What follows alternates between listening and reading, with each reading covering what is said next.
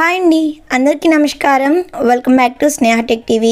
తెలంగాణ రాష్ట్ర వ్యాప్తంగా చాలామంది కూడా ఎప్పటి నుంచో కొత్త రేషన్ కార్డ్స్ కోసం ఎదురు చూస్తూ ఉన్నారు. మరి ఈ యొక్క కొత్త రేషన్ కార్డ్స్ అనేది త్వరలోనే పంపిణీ చేయనున్నారు మన సీఎం అయిన రేవంత్ రెడ్డి గారు. మరి ఏ రోజున ఈ యొక్క కొత్త రేషన్ కార్డ్స్ అనేది పంపిణీ చేస్తారు, అలానే ఎవరెవరికి ఈ కొత్త రేషన్ కార్డ్స్ అనేది అందిస్తారు అనే వాటి గురించి ఈ వీడియోలో తెలుసుకుందాం. కాబట్టి ఎవరు కూడా వీడియో స్కిప్ చేయకుండా చివరి వరకు చూడండి. చాలామంది కూడా మన ఛానల్ని సబ్స్క్రైబ్ చేసుకోకుండా వీడియోస్ అనేది చూస్తున్నారు. సో దయచేసి ఇంకా ఎవరైతే మన ఛానల్ని సబ్స్క్రైబ్ చేసుకోలేదో వెంటనే మన స్నేహ టెక్ టీవీ ఛానల్ని సబ్స్క్రైబ్ చేసుకొని పక్కనే ఉన్న బెల్ ఐకాన్ని క్లిక్ చేయండి. అప్పుడు మన వీడియోస్ అనేది నోటిఫికేషన్ రూపంలో మీకు మేము పెట్టిన వెంటనే వస్తాయి.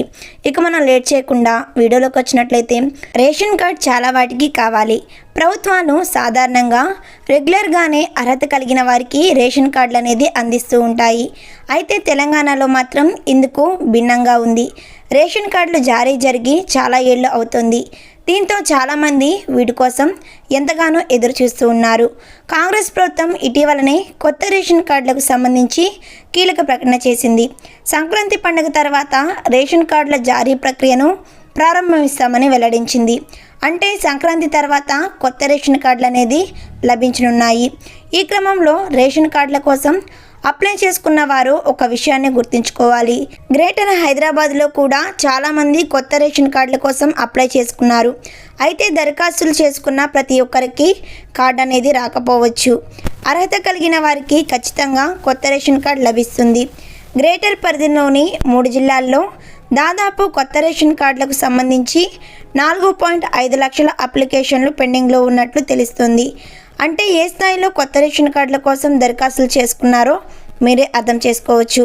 ప్రభుత్వం ఈసారి చిప్ టెక్నాలజీతో కొత్త రేషన్ కార్డులను జారీ చేయాలని భావిస్తోంది.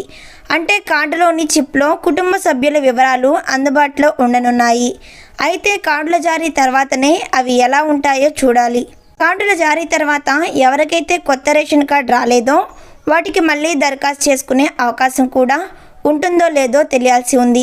ఒకవేళ కొత్త కార్డుల కోసం మళ్ళీ అప్లై చేసుకునే అవకాశం ఉంటే చాలామందికి ఊరట లభిస్తుందని చెప్పుకోవచ్చు. ఎందుకంటే అప్లై చేసుకున్న వారిలో అందరికీ కార్డులు రాకపోవచ్చు. కొంతమంది నిరాశకు గురి కావచ్చు. అర్హతలు ఉన్నా కూడా పలు తప్పుల వల్ల కార్డు పొందలేకపోవచ్చు. అప్పుడు అలాంటి వారికి ప్రభుత్వం మరో అవకాశం కల్పిస్తే బాగుంటుంది. సో చూశారు కదా వ్యూవర్స్, తెలంగాణ రాష్ట్ర వ్యాప్తంగా ఎవరైతే కొత్త రేషన్ కార్డ్స్ కోసం ఎదురు చూస్తూ ఉన్నారో వీరందరికీ కూడా 2025 జనవరి నెలలో వచ్చే సంక్రాంతి పండుగ తర్వాత అయితే ఈ యొక్క కొత్త రేషన్ కార్డ్స్ అనేది పంపిణీ చేసే అవకాశం అయితే కనిపిస్తుంది.